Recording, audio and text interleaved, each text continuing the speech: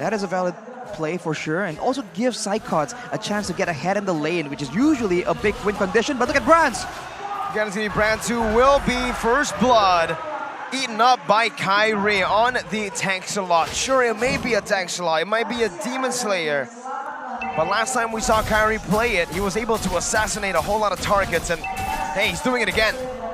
It's definitely the case, and there's no real easy counter. Yes, Taz with the Mortal Coil can be a bit of a nuisance, but for the most part, he has tools available for the outplays, and Keyboy finds Brands. There's a lot of damage. Oh my god, there's no way they're gonna be able to kill Brands again right as he respawns! Brands is down again. 2 deaths, 2 minutes. So brutal. That's so brutal. And now EVOS are looking for a trade here onto the Turtle. They're gonna get it. But in the grand scheme of things, losing Brands 2 times in a row for the first 2 minutes of the game, it's a little hasty, but at least EVOS get a little bit in return. Hijume picking up that kill, catching CW off guard, but on the other side, Sans putting in that work, trying to match the roam potential from Hijume. And so far, it's a lot more competitive. You do see EVOS Legends getting those trade-offs, so adjustments have been made for sure. But again, Brands not doing so hot right now. That could be fatal in the mid game. We all know how these gold laners like to start roaming and start to impact the rest of the map. Look at Taz though, munching on the turret gold right now. As Keyboy is going to be stunned up. Brands trying to look for the pin down with the spear, but will not be able to find it as CW rotates over as well. Here, Kyrie has been able to get the steal as well on the orange buff. Like we mentioned earlier, the trades happening will mean that Onic will still be able to grasp that gold lead, have a solid grasp onto the gold lead. But look at how Keyboy is playing right now. Yes, he's taking a lot of time, a lot of damage coming in from EVOS Legends, but he's also exposing them, making sure that his team knows exactly what to expect. They won't get caught off guard, but Sans gets bursted down. He will be able to survive though. Luckily, still able to get away with his ultimate there. But Kyrie, once again, aggressive. Cyclops too! Bravest Spider finding the kill. EVOS Legends finally on the board. 3-2 is the score, but Kyrie is looking for Cyclops. Kyrie gonna be stunned up. Has the Thorn Rose, utilizes it, but doesn't want to go. Doesn't want to overcommit. Understanding he is still in the lead, he'd much rather just clear his jungle camps. But this does slow down Onic's pace a little bit here. You can see it was almost a 3,000 gold lead for Onic in this early stage of the game. It has been reduced to only 1,600. You can see now that Brands is slowly but surely building back up. He was a level below of CW earlier on before, but he's actually been able to level that as Kyrie goes in for the steal. Whenever someone gets ahead, whenever someone gets behind, you can know that Onic will definitely start to punish. Keyboy almost goes for Dreams, but now with the Diggy being so low. Turtle play. Time Journey getting popped in, the Phantom Execution to the back line. Dreams not gonna fall right there. It's gonna be Keyboy who actually gets taken down by the Feathered Airstrike. Spear of Destruction popped in, but Taz will be the one who loses his life. Onic here, Sans 1v1 against Cyclops. Breath of the Ocean popped in. Sans with the recalls right in the face of Cyclops. He's been training with the man for SEA Games. The man's ruthless. That's a lot of attitude as well by Keyboy again. It's a little more aggressive Keyboy here coming into the playoffs this season. A lot of recalls, a lot of taunts. And he's showing once again the dominance that he has on the opponents, trying to play the mental game as well. Now, though, 2,600 gold lead for Onic, as Dreams is trying to help Brands get more ahead, if possible. Realizing that Brands on the Moskov, very weak in the early game, requires a lot of farm, just like the Melissa here. But it does seem like they're going to try and funnel this mid-side towards him too. EVOS Legends grouping up together, perhaps to try and catch Onic off guard, get a trap on maybe Keyboy or Boots, who will be moving aggressively. But you can say for Onic, there's no need to do that right now, so they don't. They have no idea if the buff is up, they have no idea if anyone's low there, and unless they do, they don't make the play happen. But once they do, look at how fast Kyrie comes in to try and deny Taz yet again. He's all the way on the top side, and his buffs get taken away. If you look at the items right here, it's quite a bit of the gold disparity between the two junglers. It's almost 1,000 at this point. Not a single item completed for Taz, which means that with the Sky Guardian helmet, Kyrie will be able to stay in the map for a lot longer. Oh man, Kyrie with a Phantom Execution there, just taking the damage onto EVOS. as they try their best to look for an opening here. That's going to be the Feather Airstrike popped in. CW looking for a 2v1 in that situation.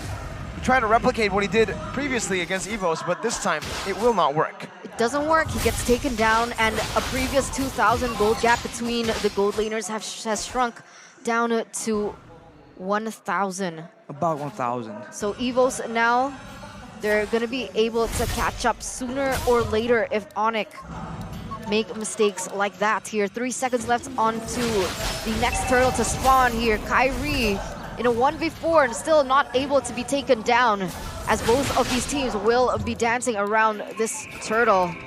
Ooh, that's a better airstrike being used already though, and look at Keyboy. Man. There you go, already very aggressive. Sans on the back with the Breath of the Ocean. Brands gets out right now. Psychops is able to dash in. Sans will just recall in front of their faces. This time he will fall though. Kyrie looking for the retribution right now, has the Phantom Execution, has the level lead, will be able to secure it for his team as Onic will disengage. Keyboy looking for more right now as he jumps onto Taz. That's gonna be the Phantom Execution and Thorn Rose again from Kyrie.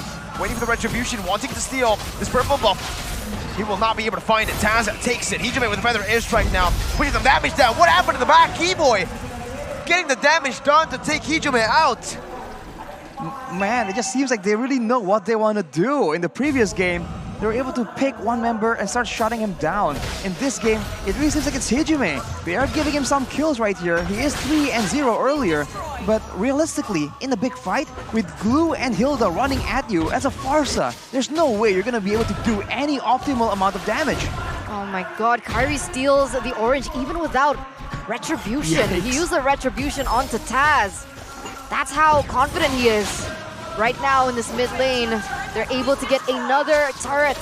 And that's a 5,000 gold lead here, Rashi. 5,000, and worst of all, it's 5,000 in the hands of the right people. It's in the hands of CW, it's in the hands of Kyrie, and those two alone can swing the tides of the game so much. You said that Kyrie was able to go for the neutral objectives without, risking anything really. And Sans, of course, he is still available. He hasn't been doing a lot of damage just yet, but that will change soon enough once he gets a bit more items. The unfortunate thing about this game right now is the fact that 2 of the members of EVOS Legends has the most damage dealt. But the problem is the targeting, right? They're only able to put that damage onto Keyboy, onto Boots. As he just does this, he recalls, he triggers, he opens up the map, he baits resources. That's the purpose of Keyboy so far, and it has been working for them. Hijime pops in the Feather Airstrike a lot earlier, even before the team fight begins, and that damage, that initial plan to utilize the Farsa to zone out CW in the backline, that gets taken out. It hasn't been working so far. And if we had a heat map for the members of EVOS Legends, you're gonna see that there's a very minimum movement in the jungle, man. Onic has been so determined to zone them out, and look at this. 2 members going on the Lord, everyone else just pushing all 3 lanes, no problem. Oh my god. Keyboy's doing damage, Even though it may not seem like he does damage here, he's doing emotional damage. Literally just walking around, recalling in their faces, running around again, baiting them, giving Onic so much space to get a Lord for free. And on top of that, he's flashing the M1 emote. Oh my god. That's That personal. hurts. Look, Sans as well. Hey. Oh my god. This guy, he was Sans. he was caught earlier. Instead of trying to struggle, trying to escape, he just stands there and recalls. So they're definitely doing something else. As Hijime once again gets zoned out. Looking at the items right here, it's still a glass cannon for CW with the highest claws. So there's still potential, but look at Sans. What is it doing, man? He gets full HP back again. That's what he's doing. Boots is joining in. No, Boots, you're the cold one. You don't do that. Hey, they're all just feeling it. The M1 emotes coming in. Kyrie even using the Phantom Execution there. Onic are playing with EVOS Legends. They are literally just playing with them. Look at Keyboy and Sans. If Gani was here, he'd be saying they're toying with their food. But you can see here the Lord marching down there in the bottom side. See Hijime already opening up that Feather Airstrike. That's a resource they can't use to zone them out of the inhibitor turret. Okay, Kyrie looking for the damage right now. Sans is still recalling. Now finally disengaging. Bravest Fighter going to be popped in to clear the Lord out, and Onic will we be able to utilize that 8,000 gold lead to get all tier 2s with the First Lord. So not as dominant as game number 1, but still very dominant. I think that's partially an adaptation from the set of EVOS Legends, because keep in mind, if EVOS force a fight right here, it might not go in their way. If you look at Onic, it's what we said again and again. They just waited for the right opportunity. If it's not there, they just stand in front of you and recall, man. They're chill. They just keep doing this. And once they see an opportunity, that's where they actually go in and make that decisive play before you even know it. And now they're locking EVOS Legends in their own base as Kyrie and CW are just all around trying to get more items, more of a gold lead. With 3 members only, they're able to keep EVOS Legends stuck right there in front of their base. Man, and they just regen up, right? With the pokes coming in from the Diggy, all Boots needs to do is skill 1, and he just regenerates back all of that HP. But we would like to remind you, ladies and gentlemen, that both of these teams are going to be our representatives here, the Indonesian representatives for these SEA Games as well. So not just MSC, but also the SEA Games. But whoa, whoa, whoa! They're going in right now. Taz is going to be taking that damage, and the Models is able to shred them down. But Keyboy has been taken down. Onic unable to find a kill back for now. But they are looking for some more. That's going to be the base server taken down. And CW with the Models is able to find Taz in the back. Boots with a flicker forward. Brands with the Inspire. Boots getting brought back, but the damage comes through once again for the side of Onic. They take the base turret and they leave. They will just go and put their sights onto the enhanced Lord. All that for what? For the roamer. Keyboy, man. He's just so good at making sure that, okay, we'll give you something, just nothing of value. Loses his life as the Hilda, doesn't matter. He's back up right now. EVOS is down a base turret far away from the neutral objectives. If this comes down to a Lord dance, Onic, once again, has already set up themselves for success. But they seem to be bursting it down directly right here. It's going to be a very, very fast Lord. And Onic is back to corralling EVOS Legends back to where they belong, back into their base. 10,000 gold leader, Arashi. Mirko, 10,000. I think the largest I've seen in playoffs was 13. They might overtake that. This is insane. Looking at the in-game equipment here, you can already see the disparity, Arashi. It's just so different. And for EVOS Legends, who is exactly going to be in the front line? Yes, Taz can do so with the Athena shield and the blade armor, but overall, that's not nearly enough. Psychods, on the other hand, it's a bit different. Now he has magical defense, but he has no physical defense. So if he just comes in with the bravest fighter and he does not land a perfect combo, he gets zoned out ever so slightly by the go away, he's done. And now he doesn't have it anymore, and Onic make their move. Brands with the spear, able to knock Kyrie back, but it's going to be the base turret taken down, whether you like it or not. Bottom lane, that's going to be the Enhanced Lord as well, marching down with Sans recalling, dealing emotional damage as Lord tries to take the base down. CW now with the model placement on point. Taz is going to be taken very low, and the burst comes in from Sans. Unable to hit onto anyone, but it means the base turret will be all taken down, mid, bot, and top. Now they're crashing in. CW has been given all the space necessary. The reverse time buys a little more time, but the go away is right there. CW. The decimation takes him out. Kyrie on the base, looking for the end right now, and it might just be a throw. Never mind. Onic just stomp after stomp, playing with their food, showboating everything. Yet they do not get punished. At the end, there wasn't even a big engage, right? They just went in, dived in. There was no CC at all. It was just pure damage. What the heck? And pure sustainability coming in from Keyboy, the Hilda, to rush into that back line. And the Muddles placement, the fact that they were all clumped up together, it just really was the cherry on top. And even if Taz was able to get CW off the board there, Kyrie was already focused on the objective, focused on the prize, and that was the base turret, Arashi. It was a 13-minute game, so it was a minute longer, but that is all EVOS were able to get. That is insane, man. Coach Age, despite his best efforts, that's how he gets. He only got 1 minute.